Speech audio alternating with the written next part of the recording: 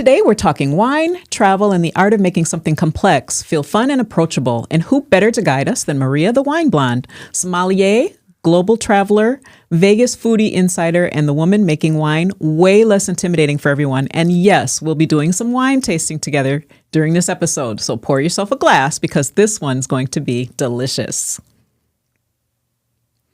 So let me tell you a little bit about Maria. She is a certified sommelier. She is a specialist of wine, a creator and the creator and personality behind Maria the Wine Blonde, co-host in Vegas food and wine events, two-time nominee for the Vino Influencers World Awards of Wine, which was held in Valladolid, Spain, in the Wine Educator Innovation category. She's also a published author and collaborator on Slaying Vegas. It's an Amazon best-selling book. She is a regular guest sommelier on the fun and fabulously funny wine show In Poor Taste, which is at the Lighthouse Art Space in the Shops at Crystals. So I hope you guys are going to enjoy this episode. Maria, for listeners who haven't yet discovered your world of swirling, sipping, and traveling, how do you describe what you do and the passion behind it? Thank you for having me, Cheryl. I really appreciate this, and I hope you enjoy the wine tasting today. Absolutely. So at the core of what I do is I translate wine. I feel like wine in today's world can feel a little stuffy, a little overly academic, and I try to break it down to make it more approachable and less intimidating, and that's my goal. And with my channel on Instagram, Maria the Wine Blonde, I focus not only on wine, but the things that go with wine, and that's travel, wine regions, and you're the travel expert, and also restaurants, food, and people, because for me, at the core of it, wine connects people. Mm-hmm. I totally agree. I love everything you just said, and that's why I'm glad that you were able to come today, because I'm a person who I love to travel, I love wine, but I don't really know how to describe what I like about wine. And I think it's just like art, where I know what I like, but I can't explain it. And that's fair. And I feel like most people don't really know how to describe wine. And that's part of why it's so intimidating. They don't understand the grapes. They don't understand the region. You know, we learn a little bit of geography in school. Most of us forget it by then. Wine teaches you so much about geography, different regions, different countries producing wine. In fact, you know, with my studies between the certified sommelier with the Court of Masters and as well as the WSET diploma program, it was a lot of studying. And we're talking about viticulture, we're talking about winemaking techniques, also, you know, how to describe wine, how to blind taste wine.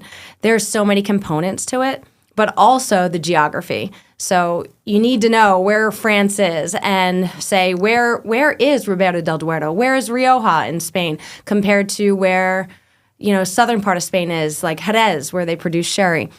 So you really get to know your maps really, really well, which is fun for me. I wasn't a big history buff, but I loved geography. And now I like history better because I see it in terms of relating to wine. And so it's a lot more fun. Absolutely. I can understand why you would definitely get into something like this.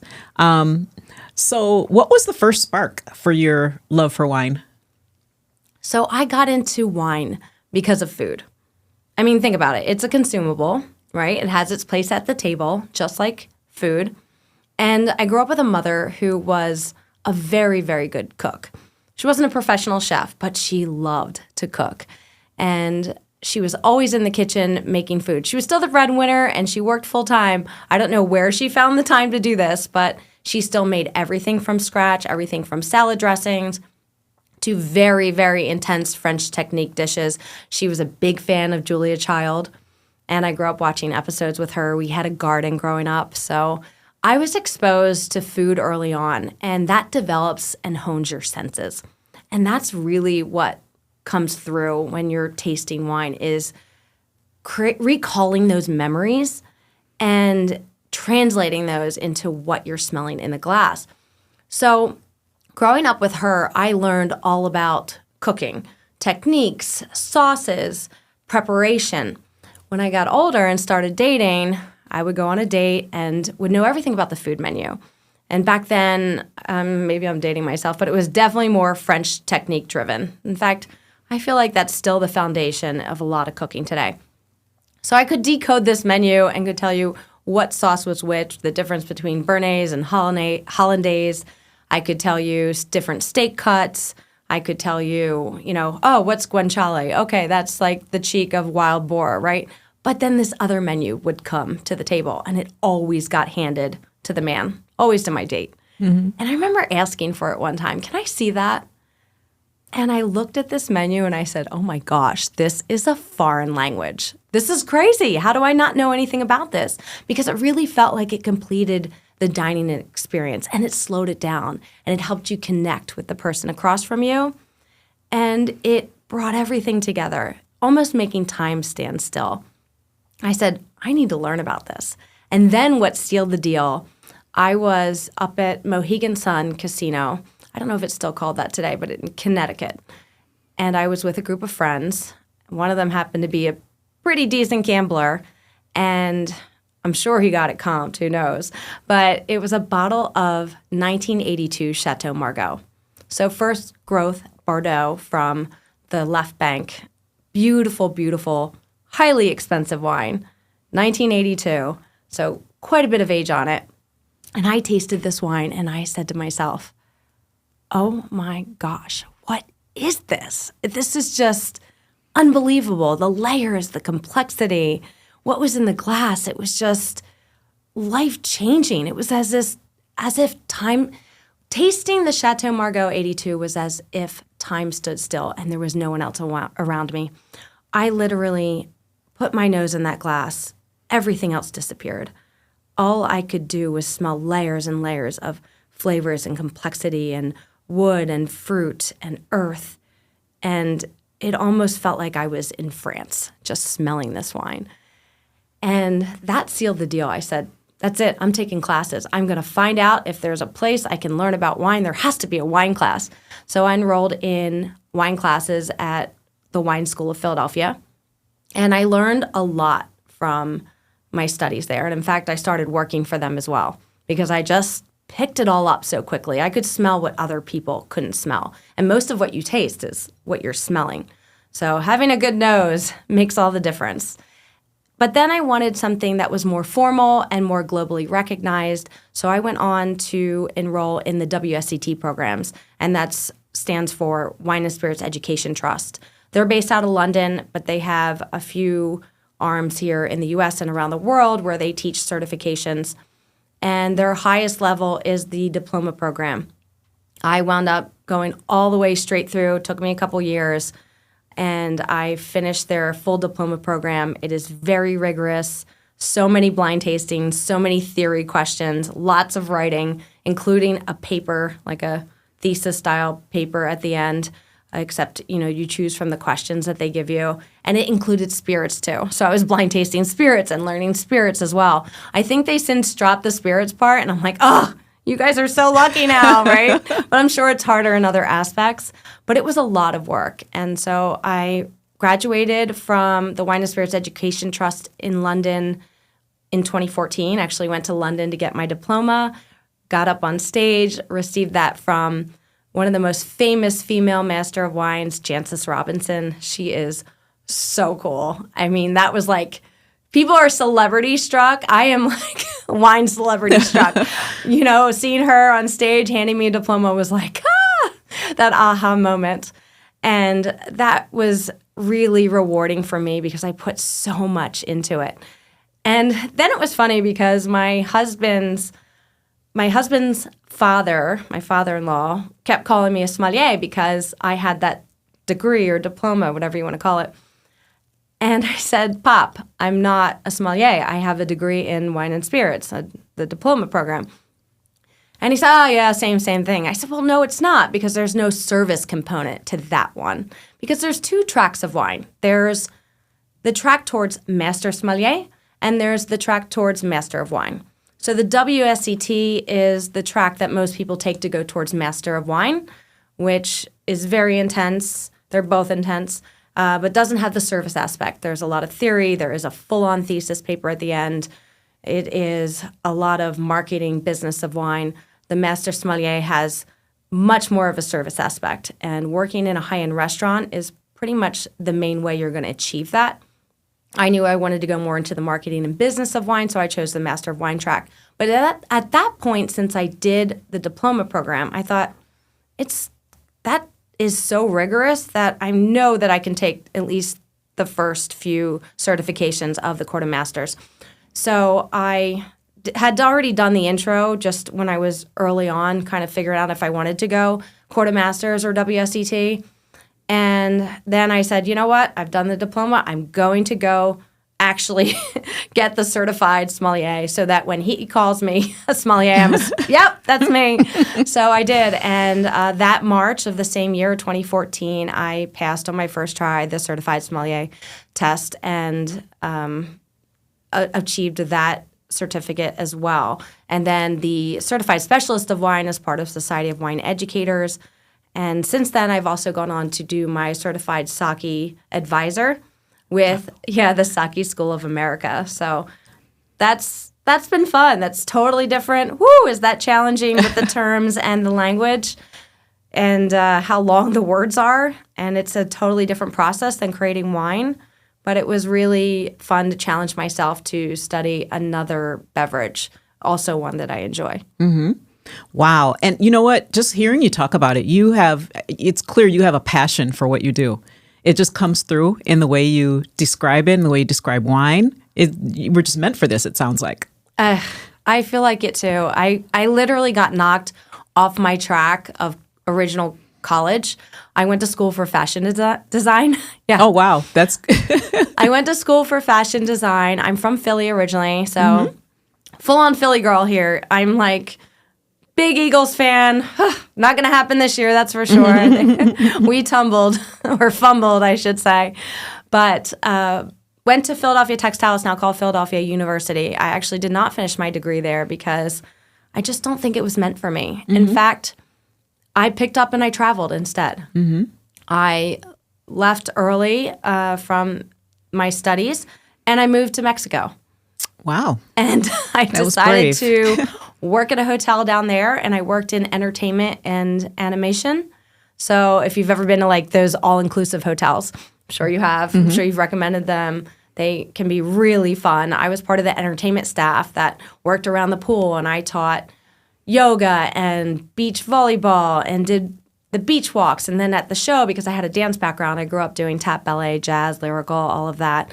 I was a performer in the shows at night. So including even dressing up as Madonna for their star impersonation night with the short blonde wig and doing the holiday and the dancing. So, yeah. Well, you were just made for this. Just everything. It just, all of these qualities and, things. And I think that's the thing about travel. I think it sometimes brings out what you're meant. Maybe it shapes your destiny somehow because, Absolutely. I mean, that experience for me, especially because in those hotels, you have customers that come, the patrons come from all over the world. So meeting people from different countries and hearing about their country, where they're from, and what their country is like made me so curious. I said, okay, this is a stepping stone. Mexico's great, but I need to see so much more. Yeah, it really sparked my interest for travel working there. And while I wish I finished my degree, I don't know that fashion would have taken me where I am today, I think it was a good pivot. No regrets. Well, that's a good thing. And, talking about your beginnings with food and everything, I think that's one thing that probably brings so many people together, food and, of course, wine. So what a great combination, Wine is seriously the most complicated consumable, more so than almost any food that you will taste. It's just so much more complex and layered. But together with food, it is a dynamic combination. And learning that, and I specialize in food and wine pairing. It's one of my favorite things. So for me, being a so-called influencer in Vegas, I like to say content creator better. I feel like it's having the knowledge of food and wine makes me good at what I do. There's a lot of influencers out there who know nothing about wine. That's typical. Most people don't know a lot about wine. But food, if you're going to be a food influencer, then you should know about food. I've taken cooking classes at Cordon Bleu and with private chefs and learning from them because and I love to cook. I do love to cook. And I feel like those who taste wine are usually also people who know ingredients and love to cook as well. Mm-hmm. That is a special skill. Well, one that I wish I had. Okay. Oh, I love it. I put on the Frank Sinatra music or some jazz, and I obviously open a bottle of wine, and I will cook. Even if my husband's traveling, I am in the kitchen, singing in a spoon, dancing around, throwing wine in what I'm cooking. I just have a good time. It's a great creative outlet for me. Mm-hmm. Well, and that's so funny that you say that because I'm neither a good cook or I do okay, but when I do it, I enjoy it. I have to get in the right mindset, but I'm on the opposite end of the spectrum as you. I can do it, but I don't have the knowledge, the background. I can appreciate it. We were just talking about this before we started our discussion, but like I was telling you earlier, I am someone who loves and appreciates wine, but I don't know how to describe what I love and appreciate about it. So that's why I'm glad you're here. So that's you can kind of guide us through that. I'm going to help you with that. No worries, Cheryl. Okay, excellent. So let's see. Why don't we talk about a little bit about what we're going to sample today, I guess. Okay, great. So I brought this incredible kit with me. It's called Master the World. Mm-hmm. And this was developed by Master Sommeliers. And as of now, it's 100% women-owned business. They ship these kits directly to your house. And as you can see, they are small bottles, 187 milliliters. 187 milliliters. That's actually harder to say than I realized. And they specialize in doing blind tasting kits, which is super fun. So anybody doing the programs like I did, WSET or the Court of Master Sommeliers tests, this is the kits to get because this will help you hone your skills. It will help you with your studies. They're super cool because they package them in a way that's friendly. So they come together in a small box, gets shipped directly to your house. They go through testing so that every wine is clean with no faults. So you know you're getting a quality wine versus when you buy from the store. There's no guarantee that it's not corked or that it doesn't have too much volatile acidity or that it's not spoiled in some way from heat damage. So they've tested these, so we know that these are solid wines. And then on the back, they have a cute little label that tells you which wine number it is. And then you can peel the label and reveal the wine when you're ready to do so. And they come in sets of 6, but then they also have what they call their pillow kit, which is great for date night. And it comes with 2 wines and little card game. So super fun. It's not just for people blind tasting wine. It's for people who also want to try different wines. And you don't have to buy a full bottle that way. And you can try wines from different regions because there's your travel in a bottle right here. This is wines from around the world. Mm-hmm. It's super cool. So today I would like to move into a white, and this is just an intro wine. This is a beautiful Chardonnay from Vas Felix from Margaret River in Australia. This is the 2024 vintage. But what I'd like to pour next for us is a more aromatic grape because I think it will... Actually, you have the white, so we'll pour from your side. Okay. It's a more aromatic grape that I think will help you be able to smell what's in the glass easier. Okay. Yeah. Okay, so the first thing you want to do when you pick up a glass of wine, if you're analyzing it, and again, wine is meant to connect people and it's meant to be enjoyed. So you don't always want to analyze it. If you're at a restaurant and they pour you a taste of the wine from the bottle you ordered, you want to check for a few things, and you want to make sure it's clear and not cloudy. You want to make sure there's nothing in it. You want to make sure that it smells clean. And when I say clean, that there's no off-putting notes. You don't want it to smell like funky, foxy notes. You don't want it to smell like damp cardboard or a musty basement. That's super important because it smells like a musty basement is probably corked. And then you send it back, or you have them taste it and say, I think this wine's a little off. They'll taste it, confirm, and they'll bring you another bottle. And that's perfectly normal. It happens. Between 1% to 3% of wines are corked.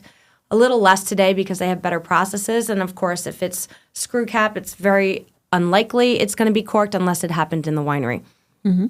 So what you want to do is you want to pick up the wine, you want to look at it. Mm-hmm. And when we're analyzing wine, why do we look at it? And the best way to look at it is actually, grab this piece of paper over something white.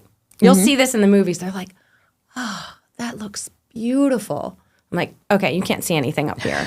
You can't tell really the color of the wine, the differentiation between the wine and the rim unless you put it over something white. So white tablecloth works well, a white napkin works well, and you lean it slightly towards away from you, you tilt it, and then you can kind of see how clear it is, how shiny, how bright. You can detect the color. The color will actually tell you a lot. So in a white, if it's lighter colored, then it's quite possibly it's not oaked, right? Because oak aging will create a little bit more color in the wine. If it's a red and you can see through it, like you could read these wording through it, and you know it's a thinner skinned grape. If it's opaque and you can't see anything, you know it's a thicker skinned grape. And when you start to know your grapes, you know which are thicker skinned, like a Cabernet, versus thinner skinned, like a Pinot Noir. So we look at the site. And then the most important thing is to smell it.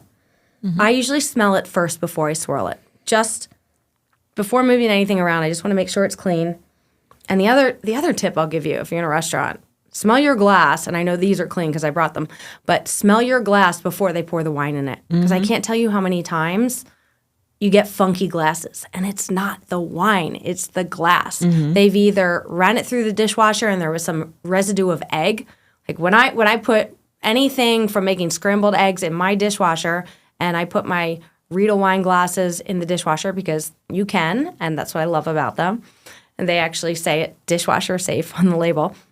But if there's a residue of raw egg, it will smell funky. It will absolutely smell funky. So smelling your glass before the wine goes in it is something I do. I automatically sit down and I smell a wine glass that's sitting in front of me to make sure if they're going to pour anything in it, it's gonna be clean glass.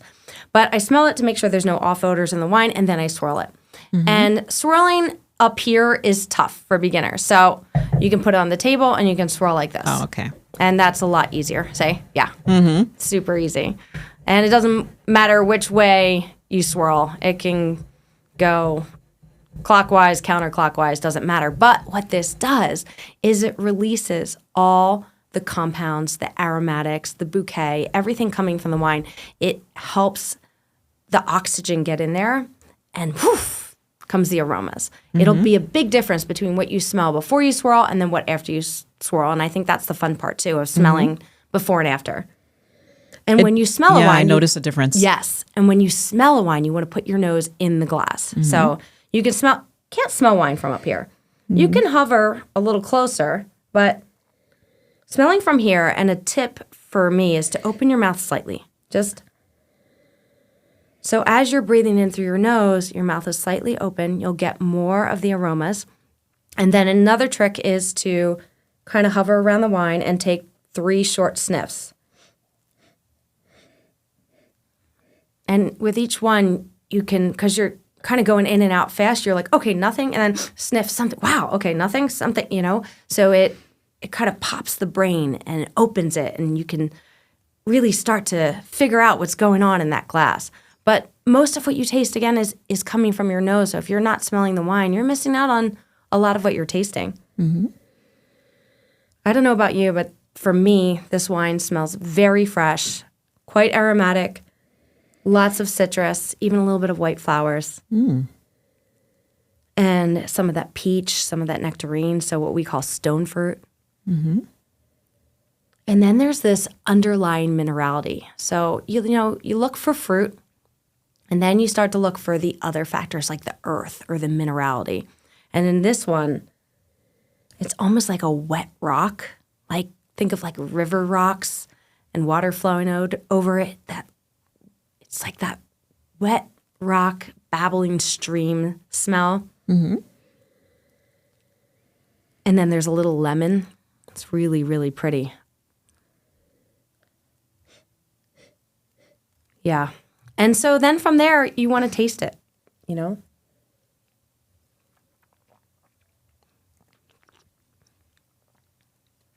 And a great way to taste wine is to cover your whole palate. It's not tequila. We don't shoot it back, right? But a lot of people, if they drink wine, it will go straight down the center of their tongue, and then they'll miss all the structural components because they're not covering their whole mouth. I mean, I'm not saying swish like mouthwash. We kind of do that in the industry. And we do this slurpy noise.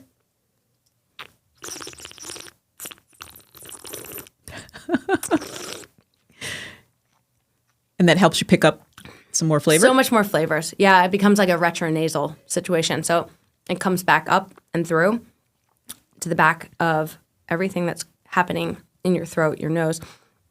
But I know that's not for everyone, and it's kind of a learned thing. Otherwise, you go end up dribbling on yourself. But that really does help me taste wine. And I think that if you just at least make sure it covers your palate and you give it a second to sit in there and then taste it, then you're getting more from the wine than you were to just let it slide back and through. So, yeah. And so this wine is really bright and fresh. Again, like on the nose, I didn't get a lot of oak. There's no heavy richness. There's no buttery notes. This is light. This is fresh. This is zippy, you know? I'm looking for the words because I don't have that vocabulary that you do, but I'm definitely picking up some different flavors. Right. And so for you, what are the first notes that you taste or smell? I want to say citrus. Yeah. And Definitely citrus forward. I don't know how to put it into words. Maybe it kind of feels a little not tangy. That's not the right word, but I know. You know what? I don't know what. I don't know how to. Acid. Oh, is that what it is? That's okay. the acid. Yes. So wines have body to them, and within the body is a structural compound to all of that. So with white wines, you get a lot of acidity. You can get that in red too. Tannins, you don't get so much in whites unless they do some sort of skin contact, unless it's seen some oak aging. There's less tannins. And when we talk about these structural components, acid is like, think of eating a grapefruit. Your mouth starts to water. You get that zippiness. You're like, okay, I need like a little snack because my mouth is watering right now. Where are the potato chips? Where's the salty peanuts or something? Which is why bar food exists, right? It makes sense. It goes with what you're eating. And I actually love in Europe because they don't drink wine like we do. They don't just sit around drinking 1, 2, 3, 4 glasses. There's always food involved. But that's the acid, right? And another way to test it is to drink the wine and then after you swallow, just kind of leave your mouth open for a second. And you start to feel the saliva accumulate, like in here. I mean, that's how you know a wine has got some acid. And this wine has high acid. Okay. Yeah. But what you're not getting is feeling like it's really heavy, right? It doesn't feel like whole milk. I always say, like, describe it in terms of milk. You know, there's a difference between whole milk and skim milk, right? Yes. So this isn't on the whole milk spectrum. This is more of like a, reduced fat milk, right? And then it doesn't have the tannin structure. So tannins, when we move into the red, you'll really notice it. Tannins create that feeling of dryness and astringency. Tannins are found in things that we come across every day, like tea. Oversteeped tea can taste bitter and a little dry because it has tannins in it. Walnut skins have tannins. Even if you peel a banana, you know how you peel the skin and then there are those little strings, and we avoid those because they kind of taste dry and tactilely funny? That's tannins in there, creating that sensation of dryness. I refer to it also as maybe someone took a nail file and rubbed it on your tongue. It's this fuzzy, dry feeling, right? Or that your gums have been shrink wrapped, especially in Italian wines. Lots of tannins in those. So, these structural components are what creates complexity, also can create ageability. Tannins and acid also definitely contribute to ageability of wine.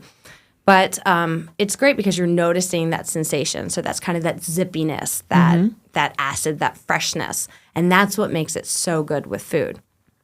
Yeah, you don't have to analyze it this much. But, finding out, do I like this wine? That's a fair question to ask, especially if you're not in the industry and you're just a wine drinker. Do I like this wine? What do I like about it? Okay, I like that it's citrusy. I like that it's zippy. I like that it's not weighing me down. It's kind of light and fresh and lively. It's like a cocktail that, has a little lemon and cucumber in it or something. Refreshing, Yeah. exactly. So those are the words to learn to help communicate about your style of wine you like. Because at the end of the day, you know what the best wine in the world is? A wine you love to drink. And no one can tell you any different. It doesn't matter the price tag, how expensive it was. Really, what matters is that you love it, and that's it. And the other things that are most important to me is where you had it, who you shared it with, the connection. That's the important and part. like you said, the food and the wine. I mean, it is about connection. Like that's what travel is all about. Yes. It all comes back full circle. It totally does. Wine, for me, is like traveling the world through the glass. It can take you to so many places. And that's what happened with that first wine I had. All of a sudden, I felt like I was in France, and I hadn't even been to France. It was like such a moment. But I thought, if France is anything like this taste, I'm in, Yeah. And you know what I love is when you get a really good smelling, and I could just sit there and sniff it all day and not even want to drink it because it just smells so good. That. And I love hearing that because a lot of people skip out on that. They skip out on swirling and they skip out on smelling. And therefore, they don't understand wine. And those two components are the biggest thing because swirling leads to smelling it properly and smelling it leads to tasting it properly. And I'm not talking about properly in the way of, okay, that's how you have to do it. I'm just saying to enjoy it. Enjoy it properly. That's what I mean. Absolutely. Yeah. Absolutely. So this would be a great food-friendly wine. This is going to be great with even a cheese platter or something as simple as that. I also like this type of wine with something spicy. So Thai food, it could be really good. While this is a very dry wine, so you'll taste fruit and you'll taste flowers, kind of, but you're not going to necessarily in this wine taste sugar. Most wines are dry wines, unless they're purposely sweet. And a dry wine might taste like fruit in the mouth and might taste like flowers or honey in the mouth. But when you swallow it, you'll notice that it finishes dry, that and the flavor can linger, but you're not saying, oh, that's sweet. That's kind of dessert-like, right? This is very dry. But this, to me, would be great with Thai food, great with some Asian food, even though it's not going to come super spice. You'll want something a little sweeter for that. But, this is a wine that's typically aromatic, typically has a little bit of minerality to it, and also has sometimes a little bit of sulfur to it. So that matchstick gasoline smell, I don't know if you can pick that up, but it's kind of far back there. If you're like, okay, pull my car up, put some gas in. There's a little bit of what we call petrol in there as well. And that is the giveaway on this wine because this is a Riesling. Oh, I wouldn't have guessed that. Okay. I would not have guessed Riesling. Now, typically, a lot of people are familiar with Rieslings because they're very dry. They're a little sweet. Opposite. Typically, people are familiar with Rieslings because they're sweeter. This is a dry Riesling. This is from Australia, not from Germany. While Germany does make some dry and plenty of off-dry and plenty of sweet Rieslings, there's other parts of the world that make very, very dry Rieslings. And this area, Eden Valley in Australia, makes very, very dry, tart Rieslings. But I love them, right? Because they're, I don't know, there's this minerality to them and there's so much of that citrus, but you don't have the residual sugar. And obviously in today's world, a lot of people are staying away from sugar, but sugar does have its place in wine.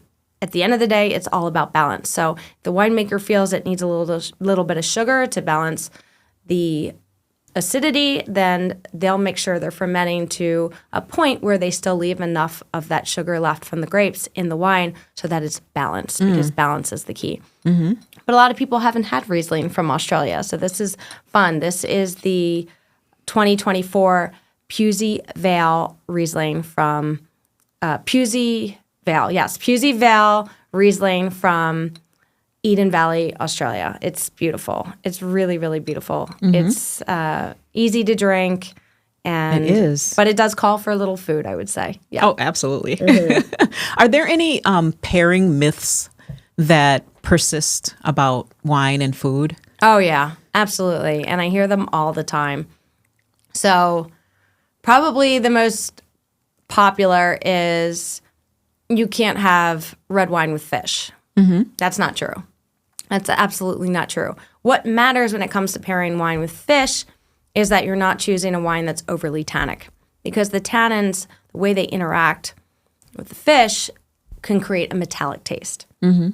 Seafood, same thing. You know, in that same spectrum of fish, seafood, you don't want to do a Cabernet with scallops. They're going to taste fishy, and you're going to think the fish dish isn't fresh. It's not the scallops. It's the wine. So finding a red wine with lower tannins, like a Pinot Noir, a Nerello Mascalese, a Mencia, also Beaujolais, can work actually really well with fish. And then you want fish that has a little bit of a heftier body, something like tuna or salmon. They work very nice. Arctic char also really nice with red wine. Even trout can go well. And then you want to pay attention to the sauce. The sauce has a lot to do with it as well. In fact, that's the thing that people don't realize is sauce plays such a big part in food and wine pairing. It's not always the protein. If you have a steak and it's with Béarnaise sauce, Béarnaise is butter-based. Honestly, you could do a really rich California Chardonnay with some oak on it and all those buttery flavors. It's going to pair perfectly with that steak because it's with a Béarnaise sauce. And it's just absolutely fabulous.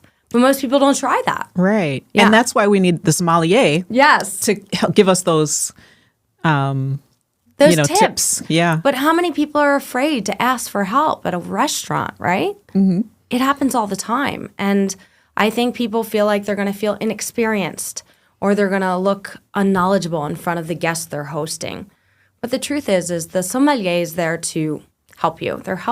They're there to help you find a wine you love to drink at a price point you're comfortable with that's going to pair well with the food that the kitchen is creating. And they know the food menu very well, right? So they know which wines are going to work. And they can assess the table for you and say, okay, this person's having fish, this person's having meat, this person doesn't really like tannic red wines, and that person doesn't like sweet wines. Okay, where's your price point? And you don't have to say, oh, well, my price point's at $100 and, have to say that in front of your guests. Actually, what you can do is you can take the wine list and you can say, even if it's not a wine you want to order, you can say, I'm looking for a wine that's something like this. And then you point to the price. So it tips the sommelier off that that's the price point you're in, not necessarily the wine you're looking at. Right. But you've now clued him in or her in as to where you are price point. And if they're good, they'll stick to that and not try to upsell you. Although upselling happens a lot in Vegas.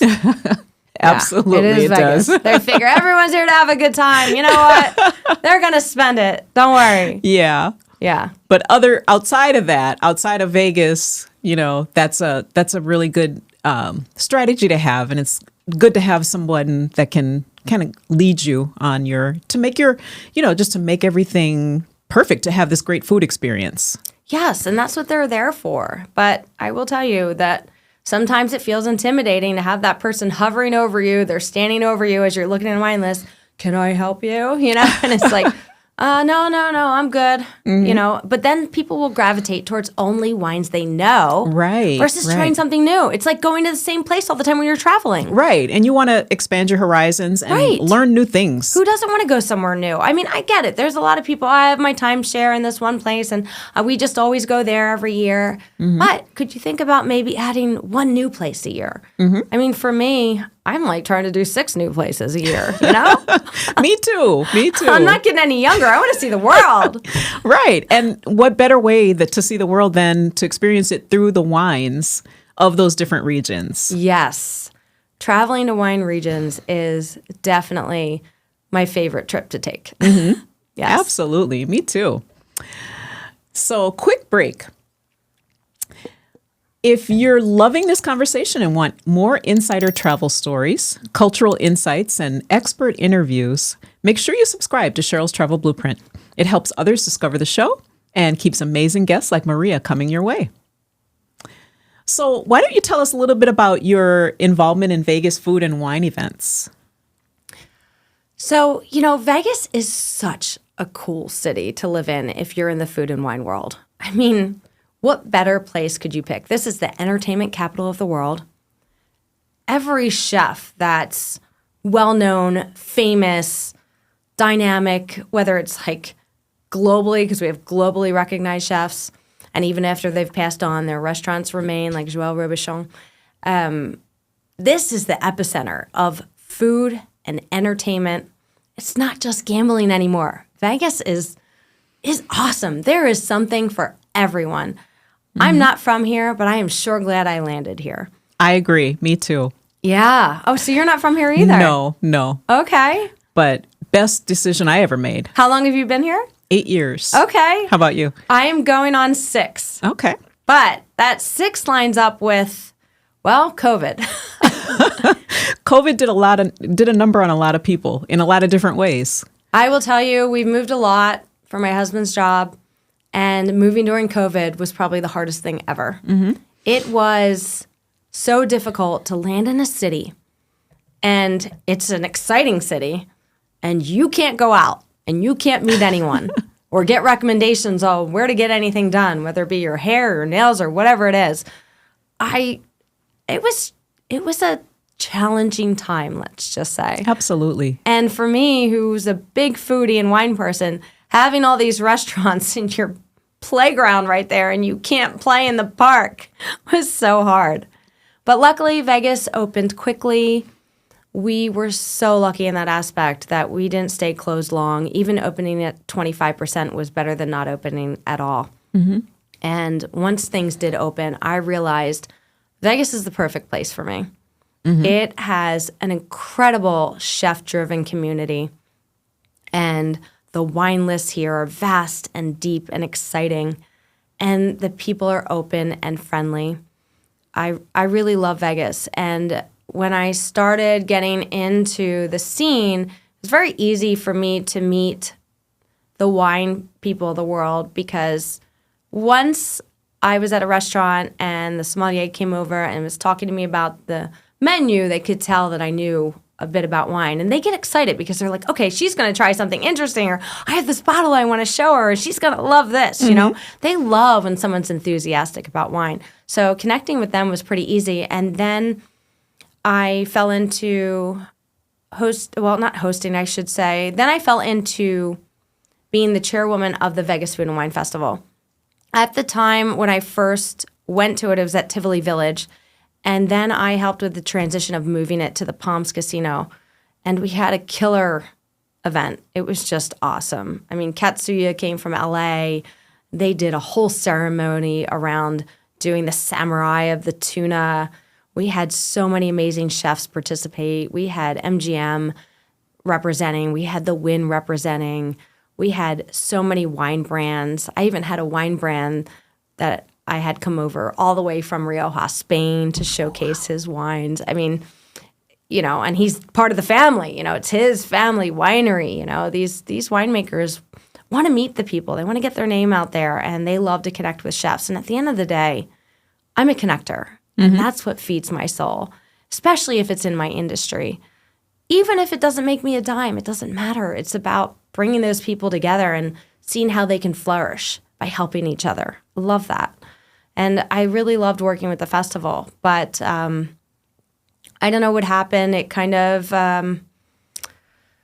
didn't take on the direction to continue, unfortunately. And we had, secured a next location for the next year, but then it kind of fell through. And, I don't know where it is. It's kind of in flux at this point. But the good thing is there's always incredible events emerging in Vegas. So one of the ones that I'm working on right now is the Unstripped Festival with Eric Gladstone. He has a festival coming up at the end of April. That's amazing. It's in conjunction with James Trees, who's a beloved local chef here. And they give back to the community with this one. And all the chefs come out and support. It's more of a local chef-driven festival. I love that one. But we're also thinking about bringing something more spectacular, similar aspect, but with bigger, probably casinos and so forth, chefs, and making it less localized, but overall like Vegas fantastic. So that's the best way to describe it. Like Vegas Spectacular Festival, hopefully in October or November this year, so the fall. And I think that will be a great addition to everything else that we have emerging on the scene. Because every day we have new restaurants, or restaurants that have changed hands, so they do a new grand opening. There's always something happening in Vegas. But the festivals are fun, and so people from out of town can attend them. And then the locals love to attend those. So, and it draws people from LA even. They'll just drive to go do a killer festival in Vegas. So, I love being a part of these things because for me, it's, again, about connection. And if I can help a wine sponsor get in front of people and taste their wines, that means a lot to me. If I can help chefs, get their food in front of people and people discover their restaurant, that's exciting for me. If I can bring the two together and then we host a wine dinner down the road, wine and food, woo! Yeah, win-win. Yes, indeed. Yeah.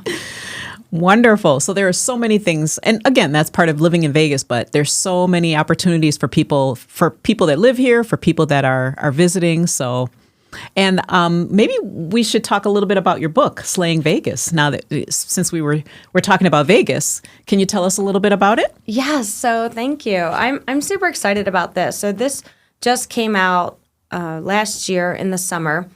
This is called Slaying Vegas. It's part of a book series. And this book series has made its way to a couple cities around the country, and it's continuing to do so. And it's curated by Lee Clark. She is a phenomenal human. She really believes in people's stories and what they've overcome to become who they are. So this is a collaborative book of 21 really spectacular women who have stories to tell and share of how they got where they are today and everything they've had to overcome to do that. And it's honest and it's real and it's inspiring. And so that's what this book's about. And it's a hand-selected group of 21 women, and now we're all just like super close and we've rallied around each other, and we'll be united and friends forever because of this. But it's great because everyone has a chapter and tells a story about how they're leaving their mark in Vegas and how they've overcome so much in the world to become who they are today. And everyone has that story. And I'm here on page 147. It's kind of cute. And these are not long stories. It's not my long forever thing. Actually, my story starts on, there's 143. My picture is on page 147. So these are all short chapters, but it kind of gives my little backstory of, yes, how I got into wine, but other things that I have overcome and things that I advocate for, like women's health and fertility, because that's something that I had to deal with, and I believe that we should all be way more informed about that than we are. Yeah. We could probably do another podcast about all of that, because that's a lot, and that's important. And not everyone's willing to speak about it. True. But I believe if you keep silent, you're not helping the next person. Absolutely. Absolutely. And it's my goal in life to help other people, because if you're just helping yourself, you're not leaving your mark on the world. You're right. And we all want to do our part just to make it a little better than the way we found it. I hope we do. Yeah, for sure. I believe that that's the ultimate reason why humans are here. Yeah. So yeah, we got lucky. We hit Amazon bestseller list, and it's been amazing connecting with these women, and reading their stories for me has been inspiring. So, yeah, I'm really grateful to Lee for bringing us all together and giving us a chance to talk openly about our stories, and for every woman in this book, including myself, being honest and vulnerable and putting it out there. You're right. Yeah. You're right. Well, kudos to you for that. Thank you. So should we try another wine? Yes, we should. Okay. Okay. This one here. Oh, you're ahead of me on that one. I know. I chug-a-lugged. I think you like Riesling. I do. I really do. And that was so funny because I didn't even know that's what it was. So, yeah. Riesling's comes in very different forms. Germany obviously tends to be a little bit sweeter, but Australia is super dry. Even the Rieslings from Alsace will be more dry. That's that area that butts up to France? Germany from France. Yeah, Okay. Exactly. See, you know your stuff. I know a little bit, just a little bit. See, this is like a natural for you to get into wine. And I had actually considered it, but then I was just like, wow, that seems like a lot of work. Because, you don't appreciate what it takes to do. Wait a minute. Probably, there's so many industries that you don't appreciate what it takes to get into it. And just listening to all of the things that, you talked about, like the training and everything, that seems very intimidating. Yes. Okay, so I'm going to try to remember these rules. You said to first swirl it. First Sniff it. Well, look at it first. That's like always the marker. And, obviously maybe use your shirt just to spill. Okay. But the white, so when you tilt it, you can kind of... Oh, kind of look at the top of the... Could you read through this wine? It's pretty opaque. It's going to be tough to see some writing between, for this. But, the rim is fairly, concentrated all the way out through. So we know it's not super old, and it's not brown. So red wines, white wines too, as they age, they turn more towards the brown. So if, say, you kept a Chardonnay in your house and you forgot about it, and it's not an age-worthy Chardonnay, and you pick it up like 15 years later, it is going to be brown, and it is not going to be good. Now, with red wine, same thing. It will start to get that more brown color, kind of turn into like a brickish brown color. The color starts to fade out, especially as the tannins drop out. So you want to look at the color. And then, yes, give it a swirl. You want to make sure you're swirling. Again, this is a lot easier to do for most people. It's my little tip. It's a table swirl. Nothing wrong with that. No one's going to judge you. It's perfect. Open your mouth just slightly. Give it a smell. A couple short sniffs. Ooh, that is peppery. This is definitely more aromatic, I think, than the other one. Yes. Which is probably typical, right, for a red wine to be more... I will say we had an Australian Riesling. They tend to be so minerality driven and a little bit less aromatic compared to German Rieslings, which will really, put a little bit more of that stone fruit and floralness to it and a lot more petrol. But yes, I mean, for some people, sometimes reds are just easier to smell too, Oh, this is pretty. There's even like some violets in this. And like this beef jerky note. Like it's meaty smelling. Thank you. That was the word I was kind of looking for. That's like the jerky. Yes, yes, yes. It smells really good.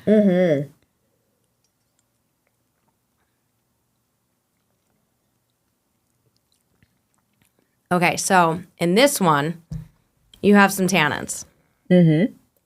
So you can feel it on your tongue, that little bit of the fuzzy feeling, right? It almost feels like something's dancing on your tongue and drying it out a little. I was just about to say, yes, it made it really dry. Yes, that is That's the structure tannin? of tannins. Tannins are natural polyphenolic compounds that are found, like I said, in other things that we come across daily, and they help the wine with ageability, and they create complexity. So we need them. They help with the structure. They help with the body.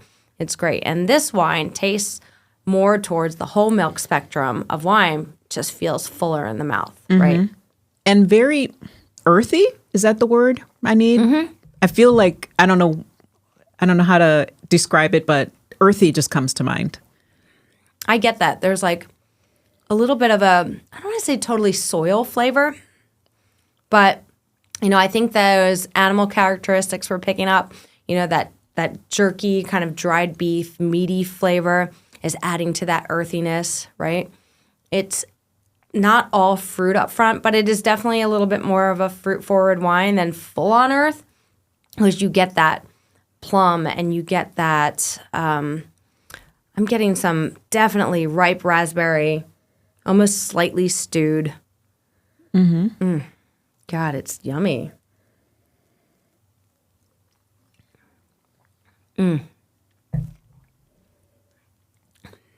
It's like plush without being too plush too, because the tannin structure helps hold the posture of this wine, right? And, the color is beautiful. So that's the other thing, when you talk about color, there's some wines that pull other colors. So if this was, say, a Malbec or a Zinfandel, it would probably have more purple. And, because it's more opaque, like I know this is definitely not Pinot Noir because it's not as light-bodied.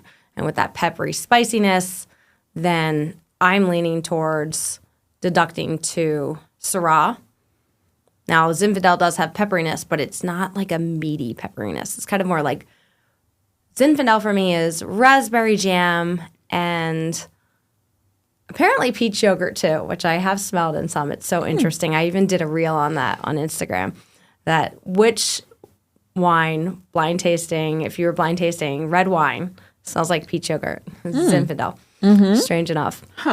But, this obviously has oak age on it, and it is running the spectrum of pepper, but I don't think it's as high alcohol as a Zin.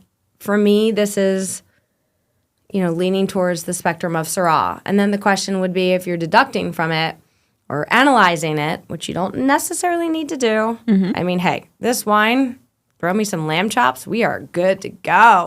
Grilled lamb chops in this. Ooh, perfect pairing. A little rosemary on those, so good. But this, for me, is leaning towards Syrah. And again, Syrah, Shiraz, same grape. Or I should say, to clarify, Syrah, Shiraz, same grape. Different places. So Shiraz, Australian name for it. They also sometimes use that in South Africa, but I've seen them now more using Syrah.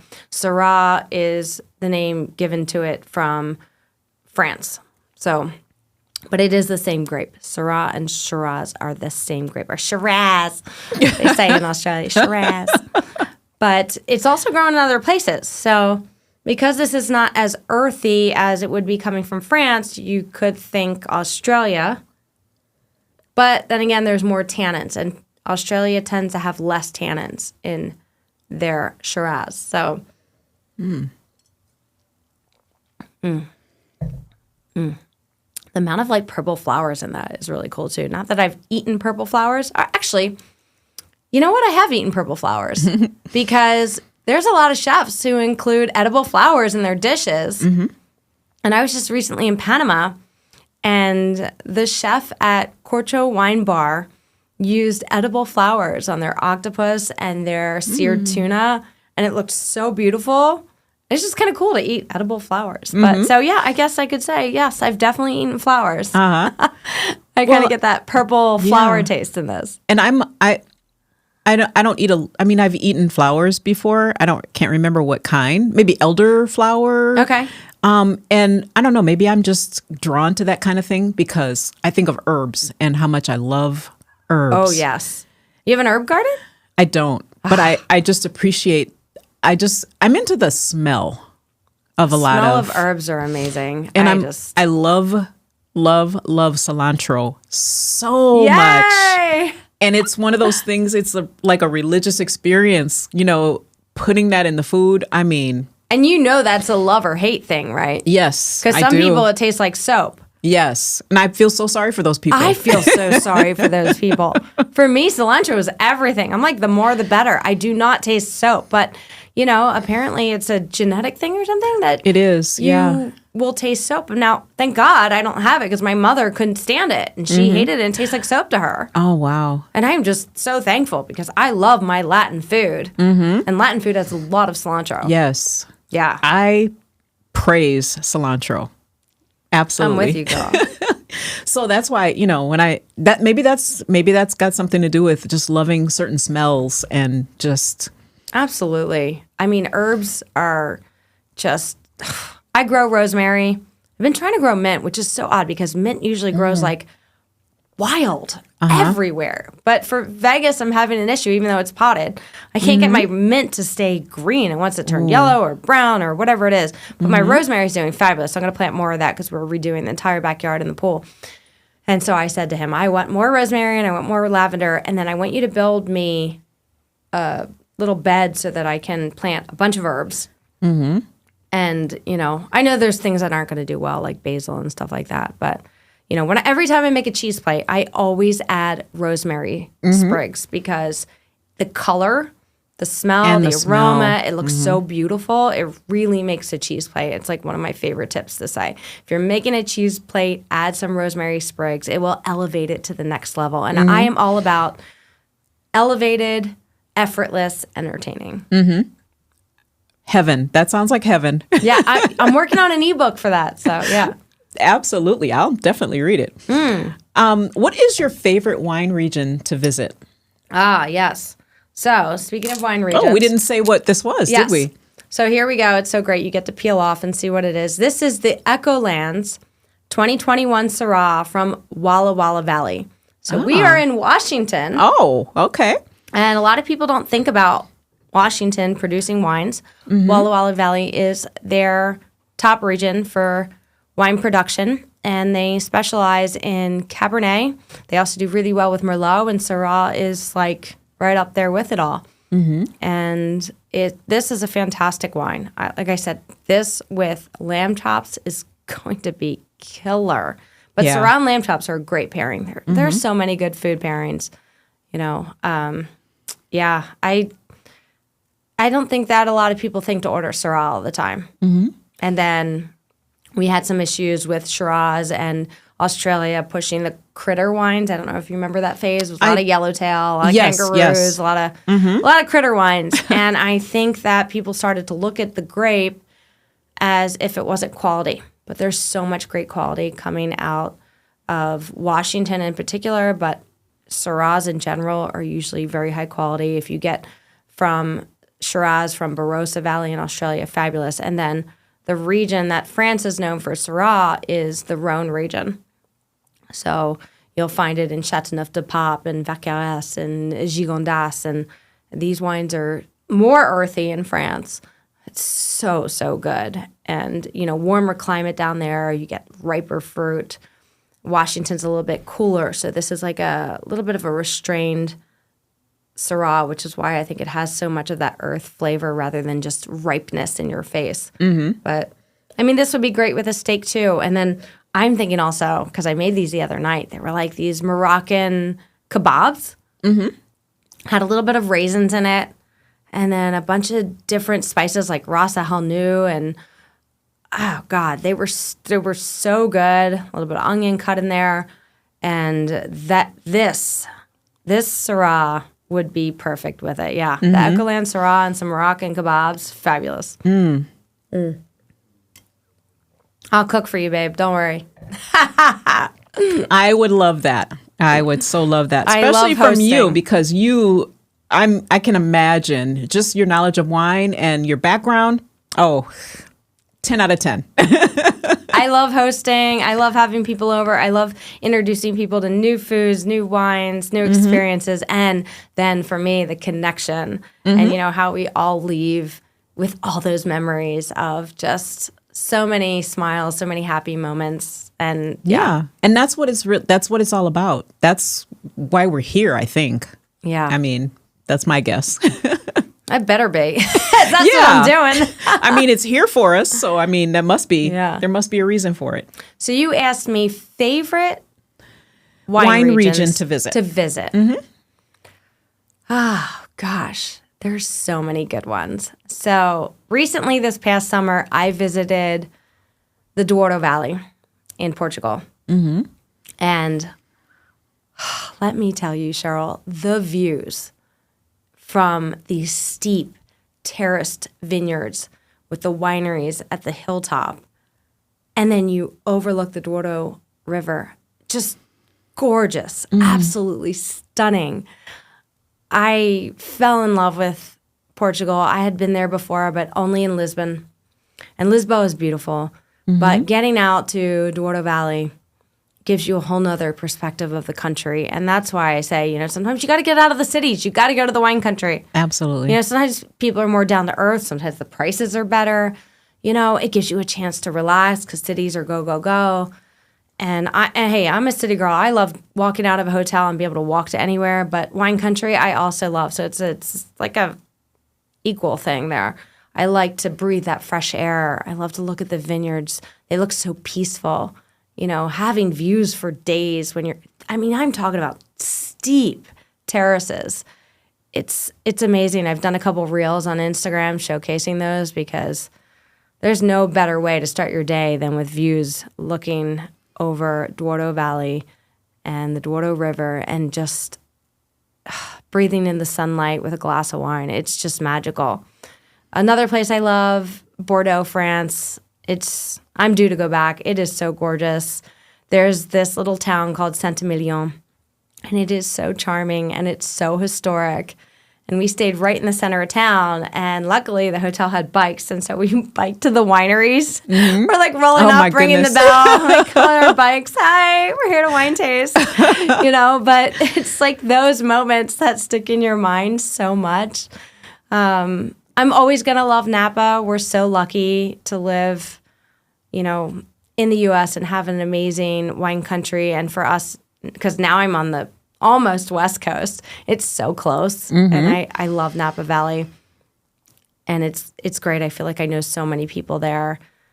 But then there's there's Argentina. And Argentina is so cool with Mendoza. That's Malbec, right? And the Andes. Yes. Uh-huh. Malbec country. It's so cool. And great beef, I'm assuming. Oh, can I tell you, my husband said to me, I've never seen you order so much steak in your life. It was that good. Uh-huh. It was so good. I would even order a steak for lunch. It was incredible. There's nothing like it. Mm-hmm. It's unbelievable. And how it pairs with the Malbec. Perfect.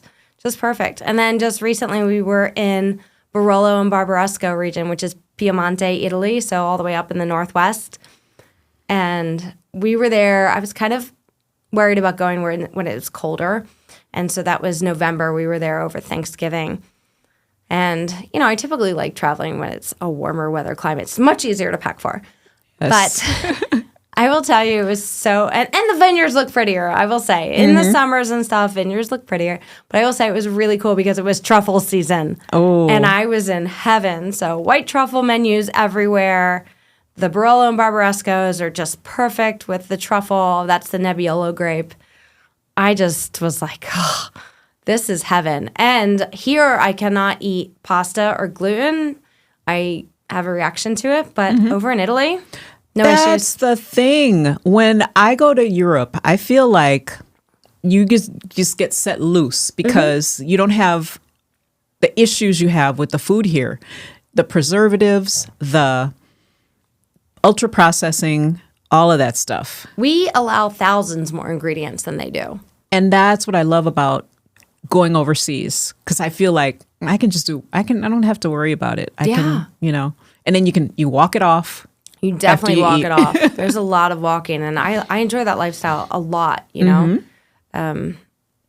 I feel blessed to have visited so many wine regions. I also love Rioja. Rioja's gorgeous, and you would probably love this, but they have little towns, like the town of Logroño, which is kind of the epicenter, main city in Rioja, and they do the tapas crawl, like the real deal. It's like a thing. It's not like a Vegas pseudo setup kind of, you know how we do Paris and we do Italy and stuff with Venetian Paris Hotel. I love that. But this is like little streets, only like 2 or 3, and you hop from place to place, and each place is known for their specialty dish, and some of them, that's all they make. And it's like €3 for a bite, and the glass of wine is like €3, if that, you know. It's so cool. It is so cool, and you get to try a bunch of different things. And yeah, you're standing up and eating, but you're like walking, you're talking, you're connecting, you're enjoying, you're trying, you're smelling everything. It's so magical. It is. Yeah, absolutely. San Sebastian does that too really well. San Sebastian is in the northern part of Spain, near Bilbao, and it's near the Guggenheim over the kind of that way. And they do great tapas there too. But Rioja for it is like smack in the middle of the wine region there. It's lovely. I don't know. So. I just have so many, you talk about this and it gives me so many memories. Like we went to Galicia. Okay. And not many people have been there. Oh my goodness. It was so much fun. It was in summer. So that's the best, I think is the best time to go. Yeah, because otherwise it's a little wet and rainy. And, and it was still like in the mornings it was cold, but we went to a winery. It was just kind of funny because my friend who lives there made an appointment for us to do some wine tasting, and we just were having a blast, having a great time. And then she got this phone call and they were like, you made an appointment with us. When are you going to be here? We were at the wrong winery, but they gave us so much. Oh, wait, you actually even went into the winery and were just like. And she said, yeah, we have an appointment. And they just took us in. They showed us around. We had the best time. We were just tasting wines. She tapped it from the. Oh, they were putting it from the tap. Okay. From the big thing? What do you call that? From the barrel. Oh, you did a barrel tasting. Yes. Or no, the stainless steel tank. Stainless steel. Stainless steel tank. Okay, great. She just tapped it from there, and we were just walking through and showing us all kinds of things. Yes. Nice. And then, so we were doing all of this, and then she finally said, and then she got this phone call, and she was just like, where are you? We're waiting for you. And we would never have guessed that we were at the wrong place. They were so hospitable. And then we got to the second place, and it was just as wonderful. So we got 2 for the price of 1. That's amazing. 2 in 1, I guess. It was very nice. So lots of great memories of that region of Spain, Galicia, and just it was so green. And yes, very green. I have seen pictures, but I really want to go. I had reached out to a couple producers because they'll hold the Vino Influencers Awards again this year in Valladolid. And actually, Galicia is not that far from there. So I'm trying to work it out. So maybe I visit that region before or after. So it's on my list. Absolutely. If you have any tips. I've got a friend in Valladolid. Okay, I'm in. I'd be happy to help you plan. That would be lovely. Yeah, that's an area that I feel like a lot of Americans haven't been to. So I think it's fascinating that you've been there. And it's probably the best place to learn Spanish, Valladolid, because it's like the Midwest of Spanish. Yeah. Like in Rioja, it's a little bit more difficult. The accent's very heavy. They do say like corazón instead of corazón. Because I spent time in Mexico when I was very young, started learning Spanish, Mexican, Latin versus Spanish, and I feel like it's just different sounding. In Spain, it's different, so you have to get used to it. It's a little bit deeper, a little bit more guttural, but just as equally as beautiful, but a little bit harder for my ear to translate. But that's a language that I do well in. My French used to be amazing. I grew up starting French in first grade and had that all through high school as well. And then I was doing really good. I was attending the l'Alliance Française in Philadelphia. And and then, you don't use it and you lose it. Yeah, absolutely. It's so hard. But I think, and you probably will say this, if you're traveling to another country, if you could just learn a few words. Hello, thank you.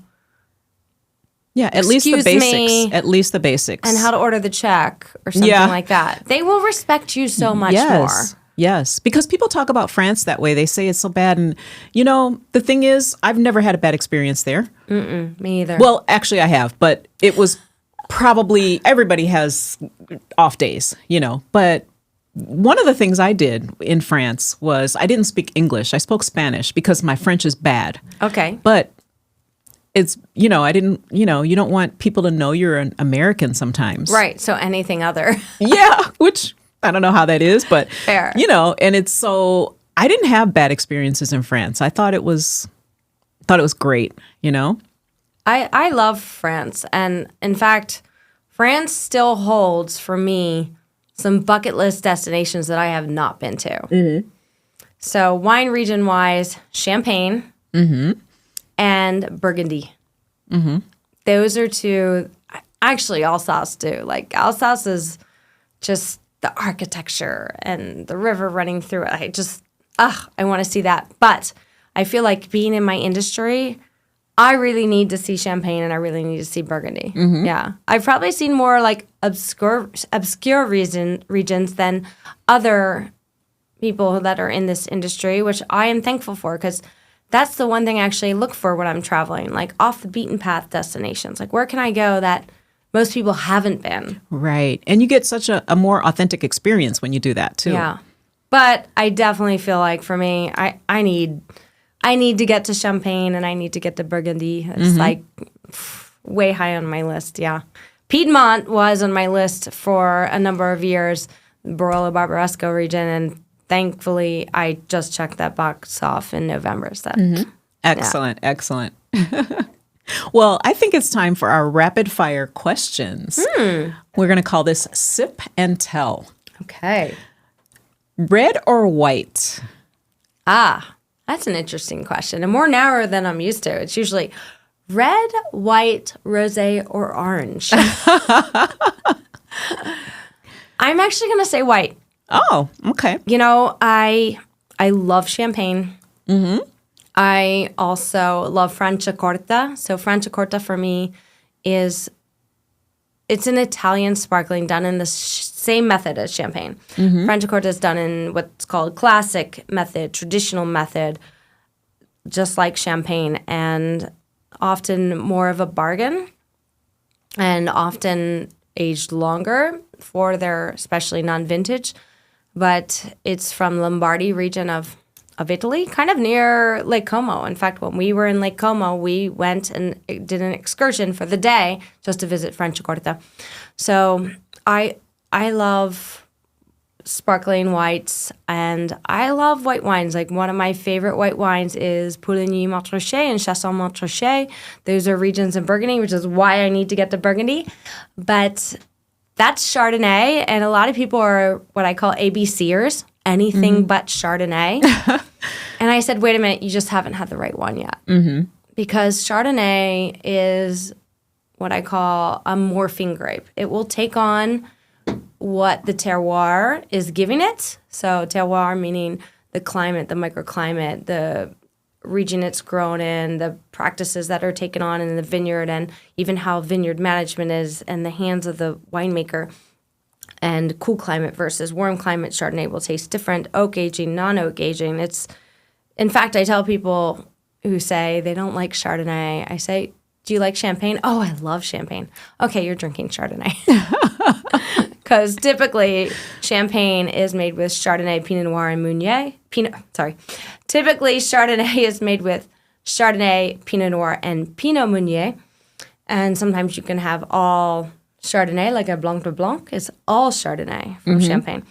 So I'm like, I think you probably like Chardonnay. You just haven't found the one you like yet. Right, but, yeah.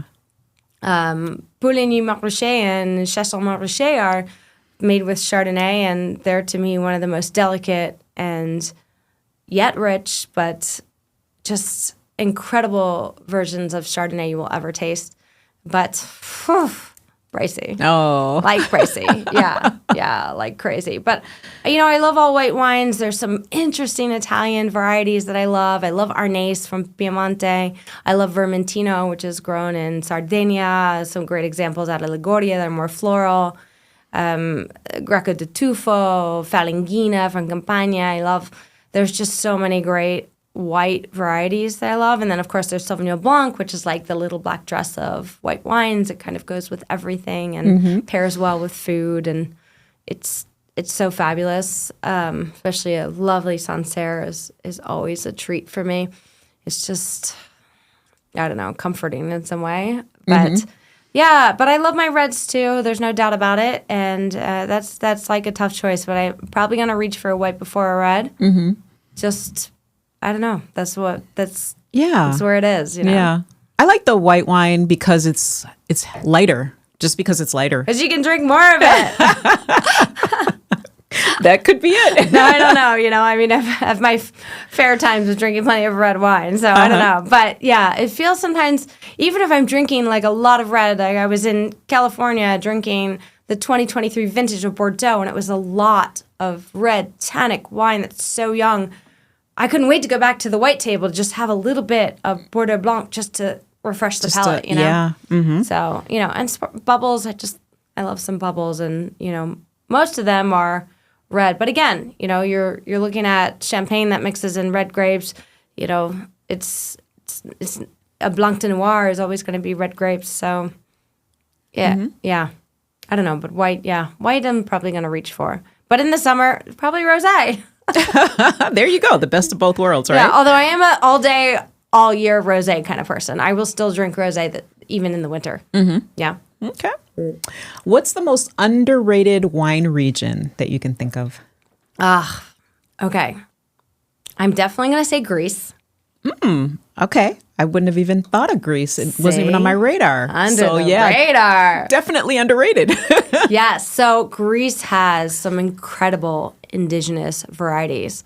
I love Assortico. Like I always say, if you love Sauvignon Blanc, you're going to love Assortico. And grows on Santorini really well. And it's so cool because it's grown in these little like nests instead of a bush or a tall pergola. It's in these little nests because it protects it from the wind. It gets very windy on the island. And it's just a bright, refreshing, crisp wine. And also Ayaritico. It's a red that they make. I absolutely love that. I feel like Greece is underrated because the price point is really good. It's cool because everyone visits Greece, but like they forget that there's wine regions. So, you know, if you're going to go to Santorini, I'm like, go to Domaine Sigalis. It's an amazing winery. It's so cool. You have to go, and it's not out in the middle of nowhere. It's on the island. The island's small. Just do it, you know? But also I feel like there's a lot of push towards eating healthier and the Mediterranean food, and so Greek wines just fit naturally in with that. Absolutely. So why aren't we doing more of it? But to me, it's a very underrated wine region that people don't think about visiting. Like, oh, I want to go to visit the wineries of Greece. Like, people forget. But they've been making wine for so long, you know? I mean, they brought it to Italy. I always say, and I know I'm Italian, I'm like, oh, the Italians are like Greeks with boats, you know? And then another one, which you should have on your radar, is Britain. Really? Yeah, English sparkling. Okay, you got me there on that one too. Yes. Okay. So with global climate change, Champagne region is having a little bit more of a hard time, you know, with the ripeness of the grapes. They're getting too ripe. The truth is when you're making a champagne, you don't want the grapes too ripe because you don't want all of that fruit flavor. You want to secure the acidity and the minerality. And so global climate change has changed a lot of how the wine industry has worked. And, you know, where we are here in Southwest England, am I right in the Southwest? I'm trying to look at my map now. But there in England, like Kent, Surrey, Sussex, Hampshire, all those spots are starting to produce sparkling wine. And the French champagne houses are investing in wineries over there. Okay. Because it's like the next destination of quality sparkling that's being produced. Because they have excellent terroir and the climate's right and it's not too hot. So the grapes aren't getting overly ripe so they can get the acidity they need because champagne needs acidity. And it's literally right outside of London. You can get there in like 2 hours. So it's, to me, like super under the radar spot that people need to put on their list. And we are definitely going to see way more English sparkling wine here in the U.S. Okay. I guarantee it. Yeah. Okay. Yeah. And one of them I love, Knee Timber, is awesome and has won awards. And it's only going to keep happening. Okay. So I'm going to keep my eyes open for that. Yes. What's the best wine for someone who says that they don't like wine? I get this a lot. And honestly, I totally get it. You know, some people just don't love wine because they haven't figured out which wine they want to love. True. And I'm okay with that. Honestly, I will tell people, start with either a sweet wine because you'll taste more and it will resonate better, especially if you're a cocktail drinker. Cocktails are sweet. Cocktails have like 30 to 40 grams of sugar a lot of times. Wine has like a teaspoon of sugar in a bottle for the most part. And I feel like that's what made me gravitate towards wine because, you know, when you think about fitness and carbs and things all of like that good stuff, wine doesn't have all of that. So I mean, in most wine glasses, you're looking at 3 to 4 grams of carbs in a glass. That's it. Very low sugar. Remember, like the only way to get alcohol is for the yeast to eat all the sugar and turn it into alcohol. So there's very little sugar unless you're drinking a sweet wine or an off-dry wine. So, you know, I always tell people, when I forget the mocktails. The mocktails are sugar, going to drive your triglycerides. Forget about that. Yeah. Stick with wine. Yes. You know? I mean, I get it. If you're not doing alcohol, you're not doing alcohol. But a mocktail's not necessarily a better alternative. Right. Because it's not good for your triglycerides and it's not good for your diet because, like, there's an enormous amount of carbohydrates and sugar in it. Wine doesn't have that. Right. So it's a really safe bet. You know, in moderation. In moderation, yes, Always. absolutely. But yeah, so I think that people who are starting out with wine and not really sure, they don't like it, sweet wine might be a good entry. You know, I had a conversation with a woman today, and she's like, I don't know a lot about wine, but there's this place around the corner, and they make a blueberry wine that I really like. And you know what? Hey, that's a great stepping stone, you know? Because I do think it's not until you're a little bit older that your palate appreciates the dryness of wine, and it's dry, and it's not sweet. That's the thing. I remember being in high school when I was in high school, when I graduated, there was a trip to Europe. It was a 30-day trip. Ooh. And I graduated, and one of the things that they sent to my parents was, do you give permission for your child to have wine occasionally at dinner? And my mom immediately said yes. Woo! Because she knew I wasn't going to like it. Because when you're young, you just don't have the palate. And she was right. It was horrible. It tasted horrible. Well, then again, on the other side, it was probably not good wine either. Because it was, they don't give kids expensive stuff. Yeah. You know? But even the house wines, I feel like in Europe, are still like good. But our palates, again, aren't... Your palate changes over time, and you become... And I love what you said about starting with the sweet wines, because I feel like that's what I did. Like, I hated it when I was in high school. Like, when I did this trip, I had it once, and I was just like, oh, no thanks. For me. Yep. Yeah. But, and you grow up, and you get older. And then, I remember Moscato was like the thing. It was everything. So true. And that's a good one. So I always say either, like, start with sweet... or start with sparkling, or start with a combo, and Moscato d'Asti is the perfect of both worlds. It's sweet and it's sparkling, so it's really likable. Yeah. It's really likable. I mean, it's like, who doesn't like dessert? You're going to like this wine, I promise you, right? Right. I mean, and I even still like it, and, I'm not going to drink a whole bottle of it. I like it with wine pairings. I like it after dinner or things like that, or as an aperitif. I have beautifully crafted Moscato d'Asti is gorgeous, and that's from the Piemonte region that I was at, where Barolo and Barbaresco are from. It's, it's fabulous. But yeah, Moscato, it's a great entry level, and I never fault anyone. If you're just taking a step towards wine, whatever it takes, and beer drinkers are going to probably like a sparkling better, Yeah. Think about that. But yeah. A port wine. Even a port, it has a little bit of that residual sweetness, but it's also high alcohol. It's going to give you a punch. So if you're like used to drinking spirits, then that's going to make more sense to you, because the high alcohol, it's not as high as a spirit, but it's up there, and so it gives you that warmth that you're used to and so forth. And it becomes a palate thing, and it's about training your palate. Just like a lot of kids, they don't like mushrooms, or they don't like fish, or whatever it is. It all changes eventually. So I always tell people, even if you didn't like wine 4 years ago, give it another chance, or try it with food and see if the wine and food pairing changes how you feel about it. Yeah, it's all about that education, for sure. Yeah. Well, this has been eye-opening. I've learned a lot Yay. especially how to sample wines and all of that good stuff. So, what do you hope people take away from experimenting with wine? I just hope that people discover wine in not so much an educational and academic way. I did that because I just wanted to understand it.